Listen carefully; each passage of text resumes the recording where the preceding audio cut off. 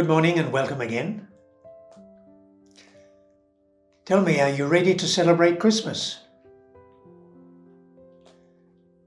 To celebrate the love when extended families gather after some time and tell stories and share food and relate. Are you ready for the joy that will be there when the kids get their presents and open them up, and to see the eyes glistening and the smiles on their faces? Are you ready to celebrate the abundance of food and drink and stories and laughter and photos and cricket on the back lawn?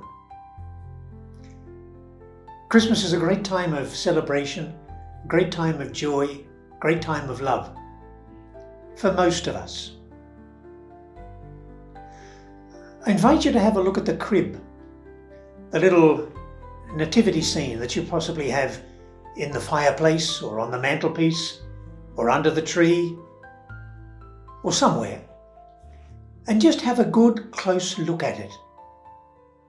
Because the first Christmas wasn't what you'd call a hoot. It wasn't a fiesta of fun and laughter. Mary was in her 9th month when she had to journey some 100 kilometres with Joseph because some fella in Rome had decided it'd be a good idea to have a census throughout the whole empire, with the purpose of getting better taxes, of course. And she had to journey with no bus, no plane, no train. And so it wasn't easy. And when they get to Bethlehem, there's no Airbnb for them. They had to go out the back and occupy a cave reserved for animals.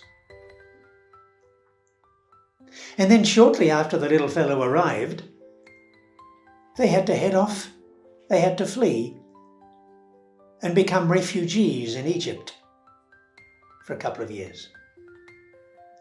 So it wasn't an easy start for them. And so it is for so many in our society today. I think with a heavy heart of those who tonight will have to sleep in their cars because there's no alternative. And I think of those for whom Christmas will not be a great celebration of joy and laughter because of domestic violence. And I think also of those who have been affected by natural disasters.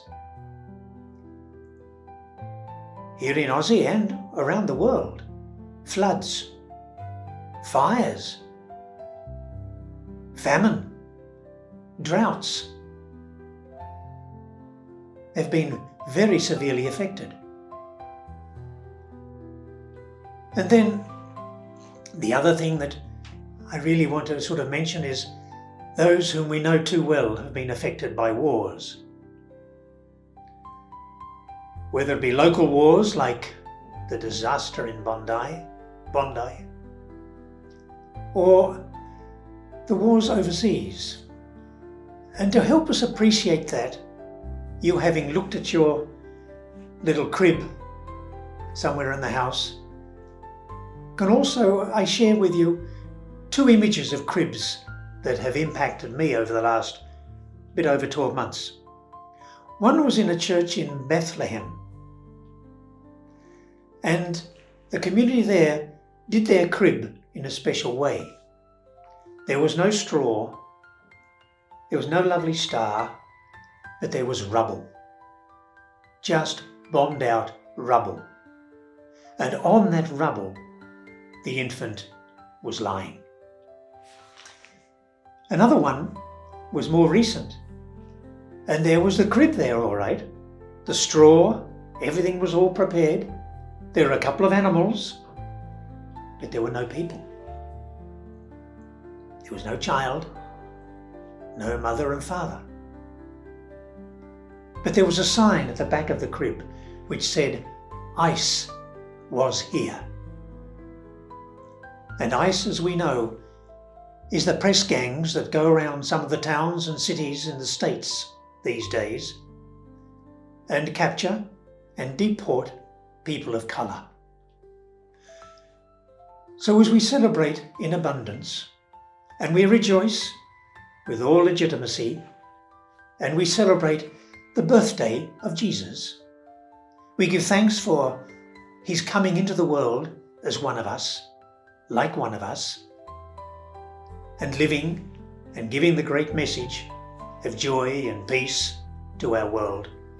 We're also aware that not all of us are so blessed. So let's pray this Christmas for all those who celebrate, but also for all those who don't have the opportunity. May you have a blessed Christmas. May it be peace-filled. And God bless you. We'll see you next year.